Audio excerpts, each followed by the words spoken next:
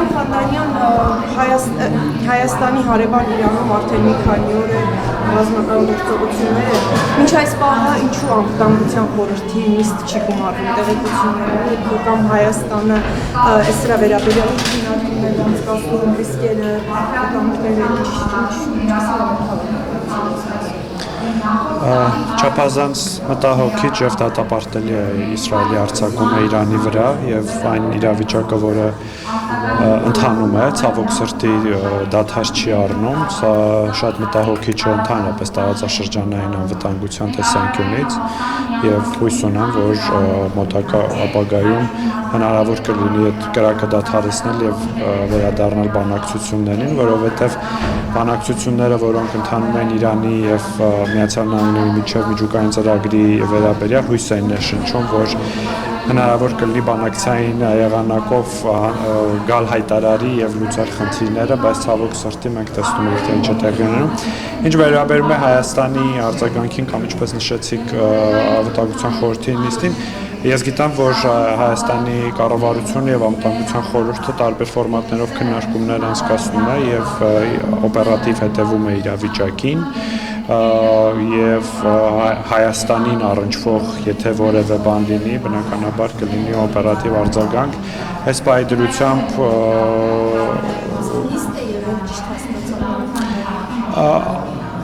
Անվտանգության խորհրդի անդամների մասնակցությամբ քննարկումներ մշտապես են տեղի ունենում եւ աշխատանքային նիստեր։ Այդ բոլոր ընդհանրապես տարբեր թեմաներ հետ կապված, բայց ակնհայտ է, որ Հայաստանի կառավարությունը եւ Անվտանգության խորհուրդը եւս այս հարցը քննարկում եւ ուշադրության կենտրոնում է։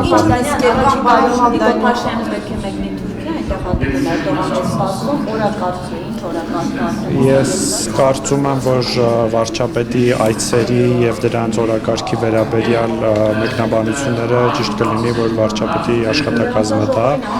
եւ ես այս պահին որևէ լրացուցիչ տեղեկատվություն այդ մասով չկան ի վերջո գնալու է թե ոչ։ Ես նորից եմ ասում, այցերի վերաբերյալ տեղեկությունները պետք է տա վարչապետի աշխատակազմի որևէ բան չեմ։ Ես այդ հարցը տալիս, որպես իշխանական թիմի ներկայացուցիչ։ Ես արդեն պատասխանեցի ձեր հարցին։ Չեն ասում ձեզ, ներողություն չեմ վերջացրել թեման։ Այսինքն ԿՊ-ի ներսում, որ արտաքին ոլորտի հետ կապված հարցեր են քննարկվում, ձեզ չեն ասում։ Ինձ շատ տարբեր բաներ են ասում, բայց այնքանով, որքանով որ ես պատասխանեցի, բավարարվեք այդքանով համից։ Խանդանյան, անվտանգության խորհրդի այս օրերին նաև մտահոգություններ են հնչում, որ այս հակամարտությունը կարող է նաև Ադրբեջանի, Հայաստանի նկատմամբ որոշակի վտանգներ պարունակել Ադրբեջանի։ Հայաստանը այս առումով անհանգստություն ունի, մտահոգություններ կան, որ Ադրբեջանը կարող է իրավիճակից օգնել իր պատկերացրած այդ ճանապարհի հարցերից։ Գիտեք, բնականաբար ցանկացած լարում տարածաշրջանում, հատկապես այսքան մոտ տարածաշրջանում, ի վերջո Հայաստանի սահմանակից հարևան երկրում է, բնականաբար առաջացնում են մտահոգություններ, որ կարող է ընդհանուր առմամբ անվտանգային իրավիճակը լարվի տարածաշրջանում։ Բայց ինչ վերաբերվում է Ադրբեջանի կողմից Հայաստանի վրա հարձակման, ես պիտի շարունակեմ պնդել, որ Ադրբեջանը չունի հիմնավոր պատճառ եւ լեգիտիմություն Հայաստանի վրա որևէ կերպ ագրեսիա սկսելու համար, ուստի անվտանգային միջավայրը բոլորովին տարբեր էր 2022-ին եւ 2025 թվականին եւ բացի այդ հիշեցնեմ, որ Հայաստանն եւ Ադրբեջանը ունեն պատրաստի խաղաղության պայմանագրի տեքստ, որը Հայաստանը պատրաստ է ստորագրել այսօր։ Դե Ադրբեջանի դիրքորոշման մասին գիտեք եւ Հայաստանը աշխատում է եւ շարունակում է բանակցությունները եւ քննարկումները խաղաղության պայմանագրի ստորագրումը հնարավորինս մոտեցնելու համար։ Այսինքն ռազմական գործողությունների հավանականությունն է փուլում, եթե պատերազմը այնտեղ շարունակվի։ Ես ճիշտ ասած նման գնահատական չեմ կարող տալ, բայց կարող եմ նորից կրկնել, որ նման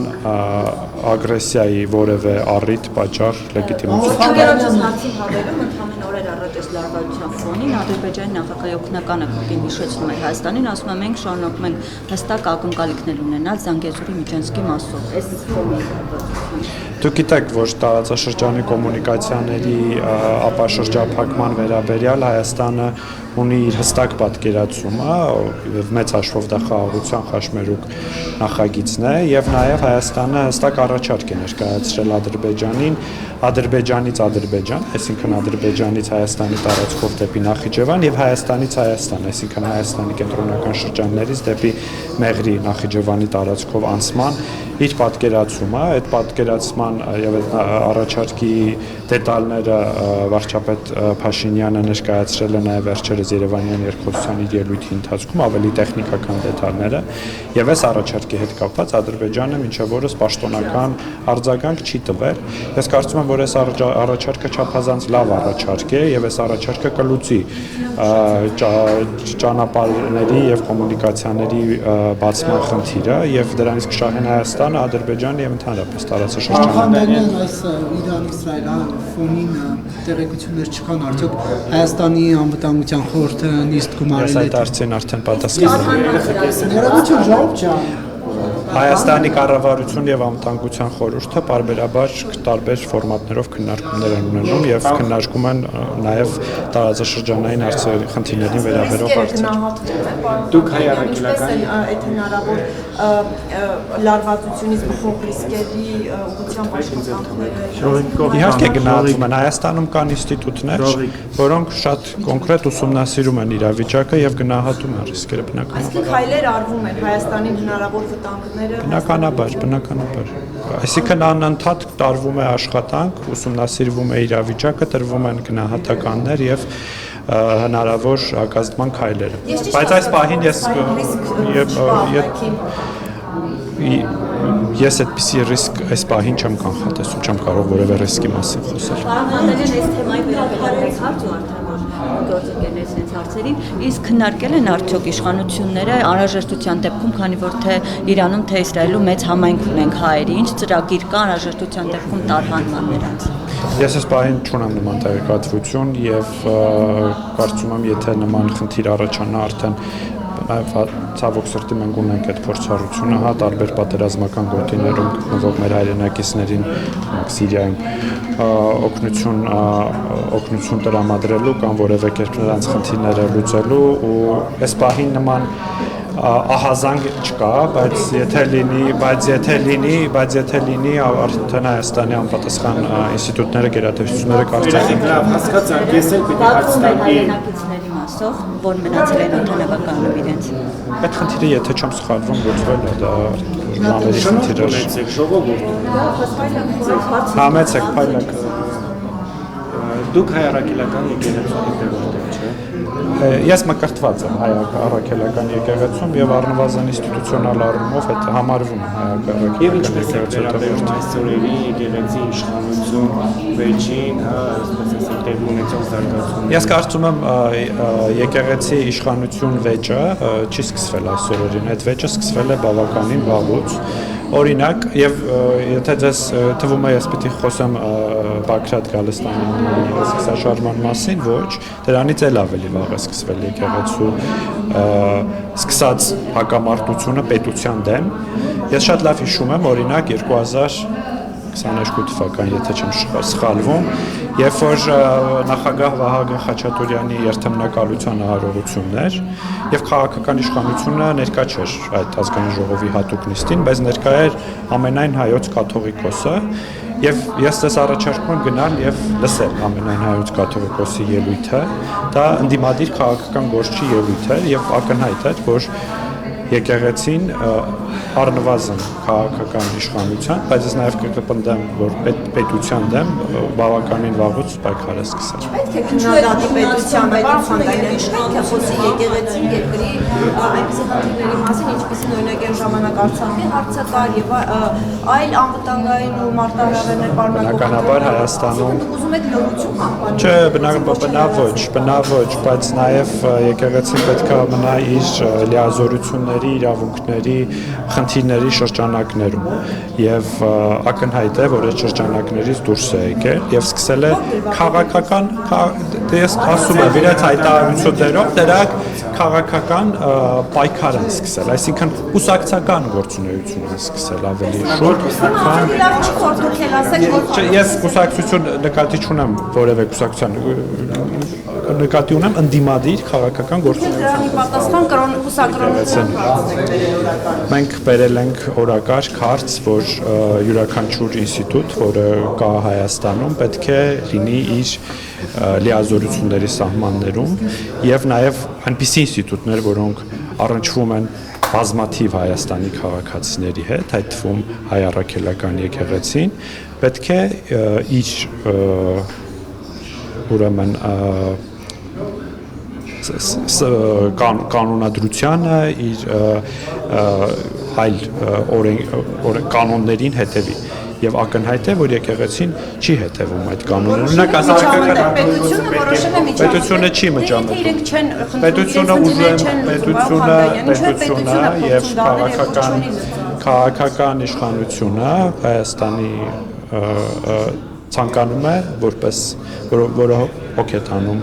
հայ առաքելական եկեղեցու հետևորդների համար ցանկանում է, որ հայ առաքելական եկեղեցին լինի որպես հոգևոր կրոնական կառույց, պետք է լինի ուժեղ եւ մեր նպատակը ուժեղացումն է, ուժեղացնելը։ Ես կարծում եմ, որ կաթողիկոսը չի ըստ էության ձեզ հայտնի տեղեկությունների բերումով խախտել է եկեղեցու կաթողիկոս լինելի, ըստ մամուլի ես կառաջարկում եմ այն հարցերը, որոնք հնչում են։ Դուք ասացիք ձեզ հայտնի տեղեկություն։ Դուք հիմա երրորդ հարցը տվեցիք, ես չգիտեմ ձեր երրորդ 3 հարցերից որևէ մեկի պատասխանեմ, հիմա թույլ տվեք ես կպատասխանեմ այն հարցին, որին ուզում եմ։ Ես առաջարկում եմ, որպես